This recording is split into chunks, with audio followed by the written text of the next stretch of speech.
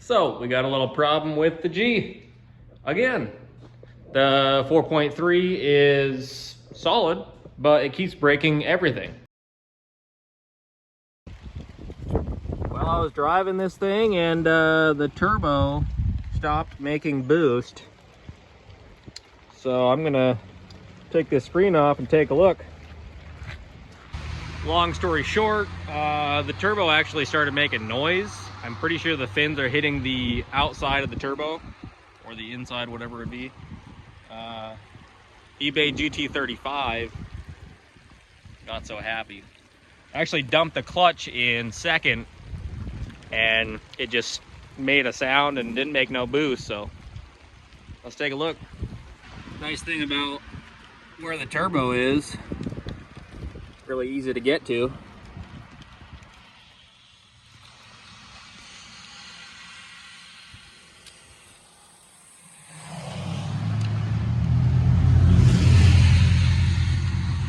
It couldn't be because it has no blow-off valve, right? You know, the turbo flutter, just every single time I drive this thing, just to hear the turbo flutter. Oh, Betsy. She's not happy.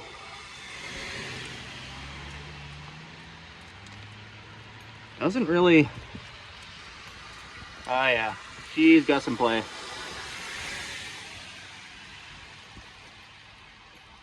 Still spins.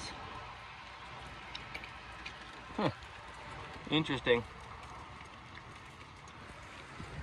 Well, looks like I'm gonna head to the gym and go order a new turbo. So, let's just jump right into it.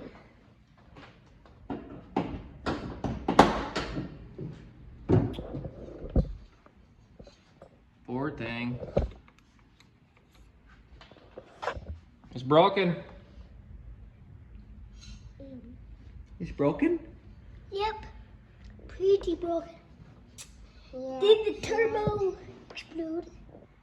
It did not explode, Brayden, but see how this thing is just wiggly? Yeah. It's actually hitting. The wheel is hitting on the bottom. Not enough oil, I'm pretty sure. Not cool. Broken turbo. Good news on the GT35.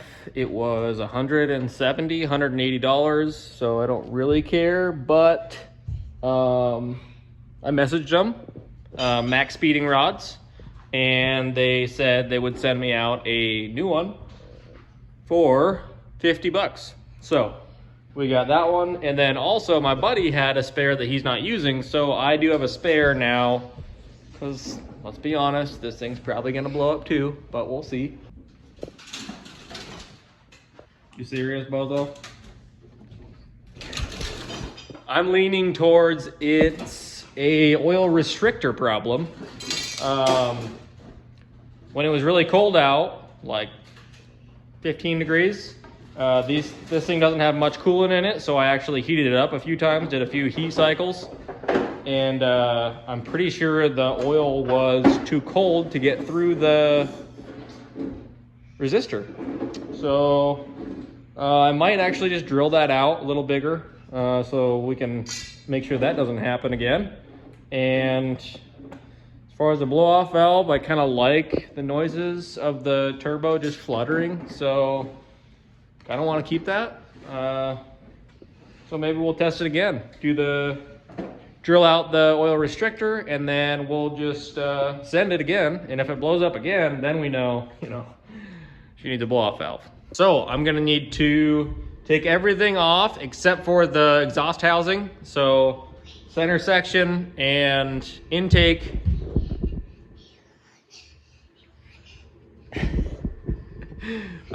Take the cold side of the turbo off and swap it out.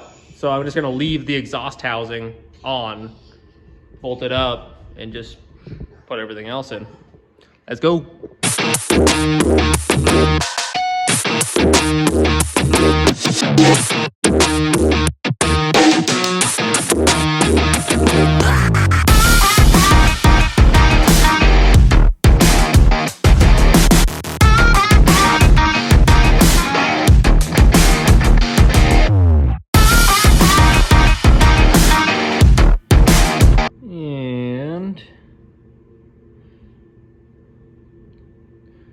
Yeah, so I don't know what that is in there, but it wasn't able to go through because the restrictor is so tiny.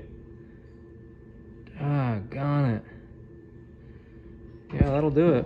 Now, I don't know what's stuck in this oil restrictor, but I do know that the oil restrictor is way too small, and there's no reason it should be that small. If it was just a little bit bigger, whatever that little tiny thing is that's plugging it would have went right through. So I think I'm gonna drill this thing out a little bit bigger and put it back in with the new turbo. Oh! Thank you. That guy right there plugged my oil feed and ruined my turbo. Doggone it. Little tiny thing. Yeah, I'm gonna go grab it. So dumb. Yeah, this teeny thing. What is it? I don't know. It's not metal. It's very hard, too. It's, yeah, dumb. So obviously I don't know how the chunk got in the oil restrictor. I run good oil. I change my oil filters and whatnot. So this is just something that happens. And if you can not run a oil restrictor on your turbo, it most likely will save you in the long run.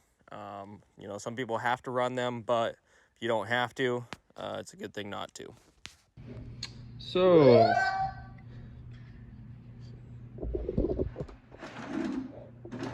yeah, you drifting? Yeah, so this turbo,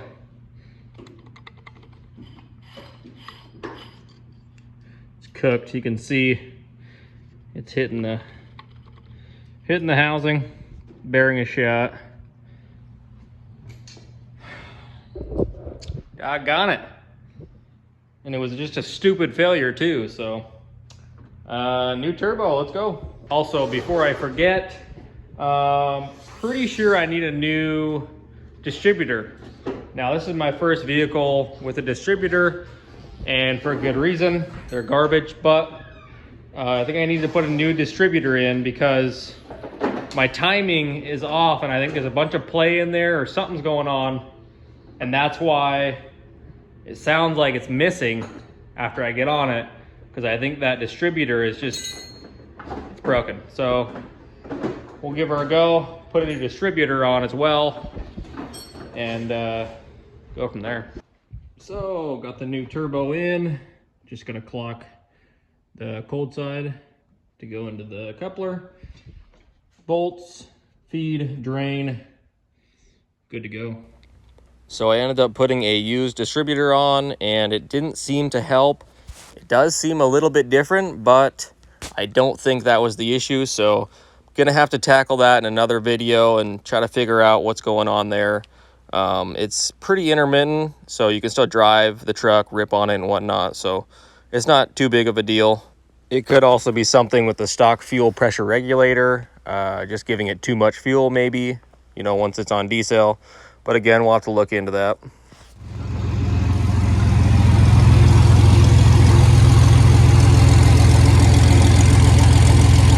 About time to take this old girl for a rip.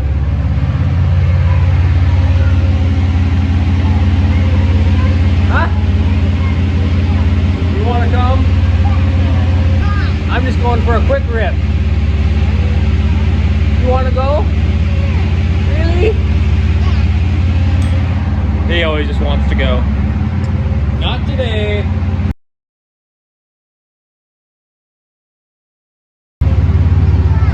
You want to go for another ride? No, not right now. We got to go for one ride though. High five, dude. Come on, give me some skin. Hey, we're gonna go.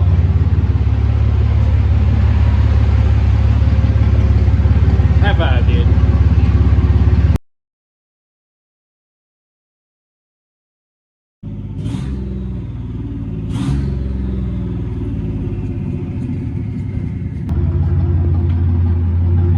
Phew, buddy.